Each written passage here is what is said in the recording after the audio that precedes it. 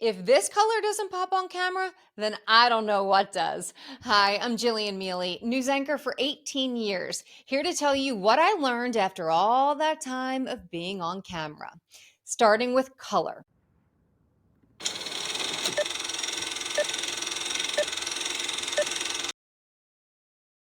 For those of you who are strictly black, white, and various shades of navy or tan in your closet, I hear you.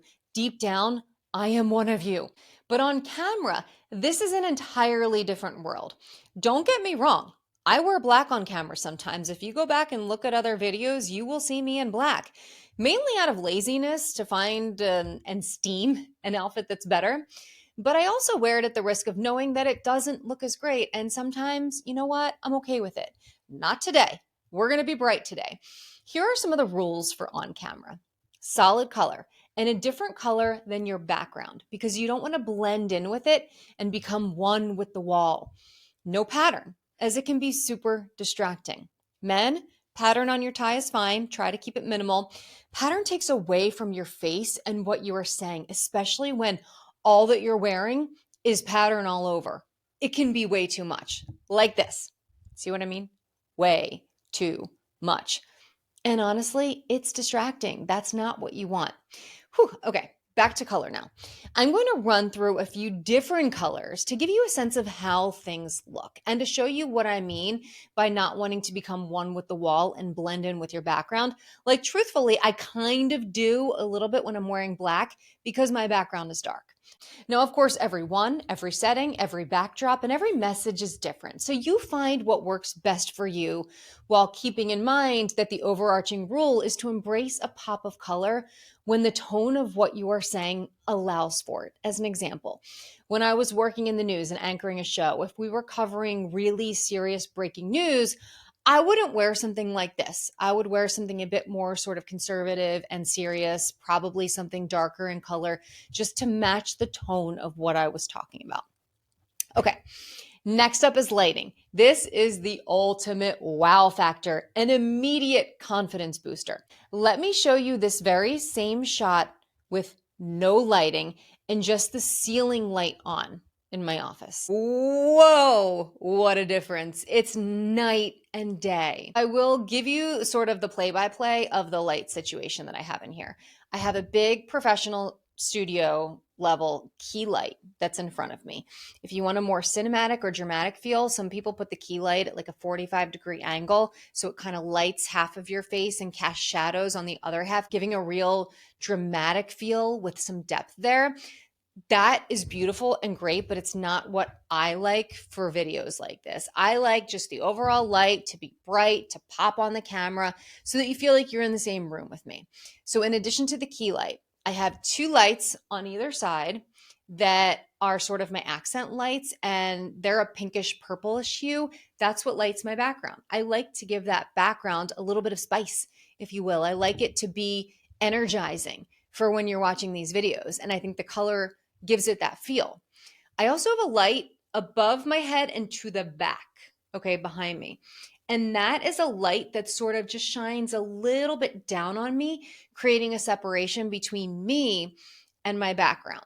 So I'm going to turn on just my main key light right now and show you what that looks like. Okay, much better than it was before, but there's no life behind me, right? There's no energy behind me. So what I'm going to do before I turn on the accent lights is I'm going to turn on the light that's above and behind me just to show you the separation that it gives between me and the background. See what I mean? It just makes me pop a little bit, gives a little bit of that separation.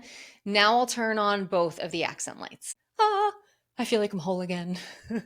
This just does it for me. You know, I think that the lights add a little something. I feel like they give it energy. It gives it a different vibe, a different feel. That's the power of lighting. And that's how you can pop on your screen through what you're wearing and through how you light yourself. And this doesn't have to be expensive, by the way. These are professional grade studio lights, and I will link everything in a description below. But with that said, this is not what I use every day and for different content. I have a light like this that I got on Amazon, okay? This light is very powerful. as you can see. I'm not going to shine it in your face, shine it in my face. This does a lot. You don't have to do everything that's expensive.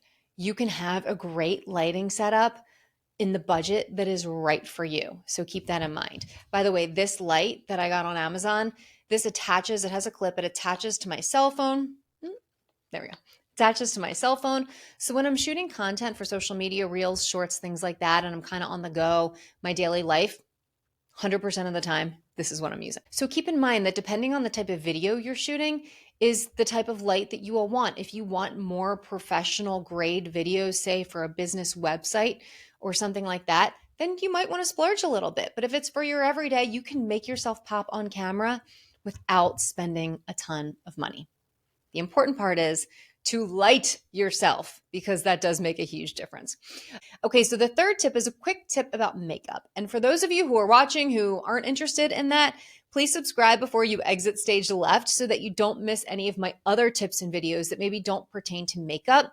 But for those of you staying, on camera makeup is more dramatic and heavier than everyday makeup. It's common to wear darker eyeshadow, especially in the creases here, to wear lashes, to really make your eyes pop. When I create these videos, I pop on 2 or 3 little trio lashes right here in the corner just to give it a little something extra. When I worked in TV, I will tell you, I wore lashes every single day. Now I only put them on when I'm recording these videos and getting dressed up for a big night out. But they do make a huge difference on camera. The other thing is powder. Powder, powder, powder. Say that 10 times fast. I hate feeling cakey with loads of powder on my face, so I always use a blot powder. This is not an ad, by the way, not sponsored. This is just always in front of me. This is what I use. It's by MAC, and I like it because it's much lighter than like a full coverage foundation or a full coverage powder. And as you can see, it looks like any other powder. Pop this on right before I go on camera. It just absorbs some of the oils that you have or some of the sweat that you have if you're nervous, anything like that. And since I wear foundation when I go on camera for the most part anyway, I don't like to keep adding on layer after layer and have them be thick. So I will have more on makeup that gets into specifics, but I did just want to point that out, that you can make yourself pop on camera through your makeup. Maybe a little bit brighter blush. Lipsticks, I'm not a huge fan of red lipsticks or something really dark or something really bright on camera. I've tried them, I've worn them on TV, and I don't think that they work as well as more of a natural lip, because that is going to draw the attention to your eyes then. And you really want your eyes to pop when you're on camera. Okay, now it's time to wash my face, put on my sweatpants. Thank you for watching. I'll see you back here next time.